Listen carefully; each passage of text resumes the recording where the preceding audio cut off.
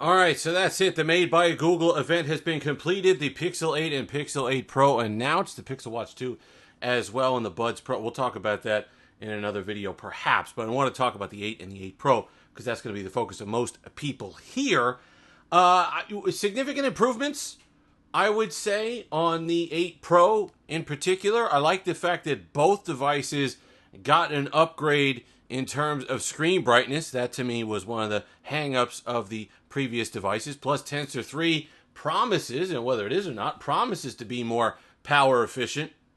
So that should help with battery life. So if they address those two things, then, if they clean up some modem stuff, then that's most of what I usually have issues with these particular devices. So that would be nice to see. Pricing-wise, a bit of a shock. We knew from rumors that $699 was going to be the price on the Pixel 8, but I thought, and the leaks were pretty adamant about it, the Pixel 8 Pro staying at $899. It actually gets a price bump to $999. Now, you want to talk about the trade-ins, or you want to talk about, we'll talk about the trade-ins in a minute, you want to talk about the bundles that they get with the 8 Pro. You get the either Pixel Buds Pro or you get the the Pixel Watch 2 bundled in there.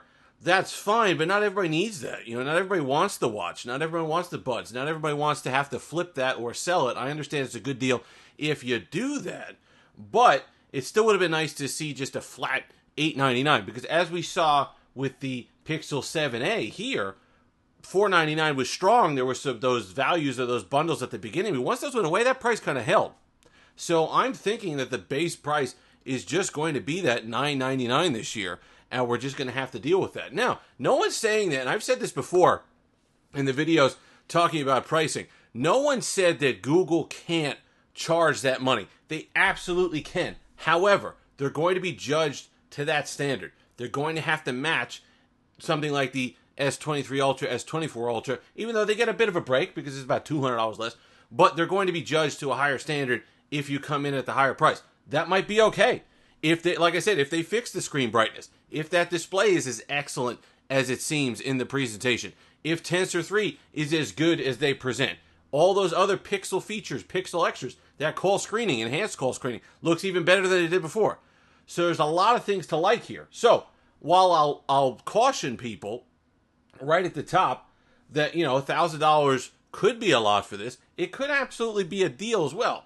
And a good not a good bargain, but a good value when you're talking about everything that they offer if they come through and fix those few things. So no one's saying that Google can't charge $1,000 for this, for the 8 Pro. However, this is the 7 Pro, but no one's saying Google can't charge $1,000 for the 8 Pro. But just be aware that that's going to be the standard that you're then judged to. Links in the description. You could pre-order, get the bundles and all the rest of it through Best Buy. Does help the channel a lot, so I do encourage you, if you're looking to pre-order an 8 or an 8 Pro, to please do that. The $699 on the Pixel 8 regular, I totally anticipated, because we saw this coming, and this was kind of the transition when they had the Pixel 4 XL and the Pixel 5. How there was that kind of awkward period where you could have gotten a Pixel 4 XL, which is arguably better than the Pixel 5, for less than the Pixel 5. So then Google kind of lived with it. And they lived with this kind of awkward pricing structure this year, where at $499, the Pixel 7a was often the same price as the objectively better regular Pixel 7.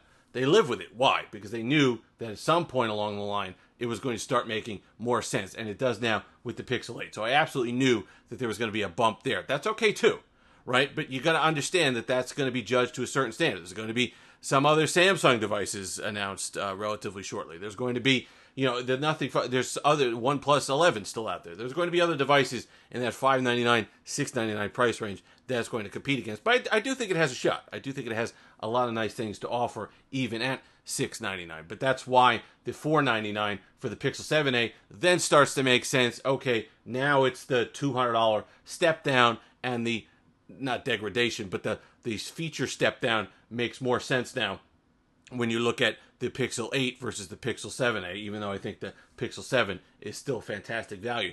That's going to raise another question. Pixel 7 Pro, is that going to be the way that you could go? There's a lot of value here. There are some nice improvements on the Pixel 8 Pro, but then again, $1,000. And the trade-in offers, not fantastic. Part of that, I'm sure, is the bundle. Part of that is saying, hey, listen, we're giving you a Pixel Watch 2. What do you want from us? You're going to want massive trade-ins on top of that. I'm sure that's part of the equation there for Google. However, once those bundles go away, I would like to see those trade-ins bumped up a little bit, because you're talking $420, I think, for a Pixel 7 Pro, trading in on a Pixel 8 Pro. That doesn't sit quite right.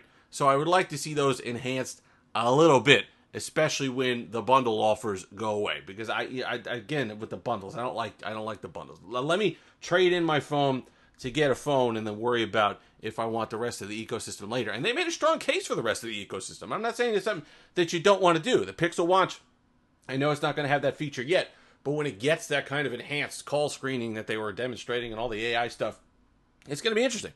Look, if Google can pull off a decent Pixel 8, what they're advertising, then the ecosystem gets a little bit more interesting between the Pixel Buds, the Pixel Watch 2, and the Pixel 8 and Pixel 8 Pro.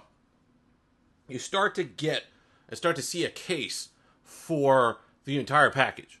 And then it becomes attractive even against things like, it's tough to compare Apple and Android, but it gets easier to compare something like the Apple ecosystem to the Google ecosystem when you have those extras that you really don't see elsewhere all in one place on a device that makes sense at a price that makes sense. So hopefully that's the Pixel 8 Pro. We'll find out. It'll be here one way or the other. I don't know if Google sent it or not.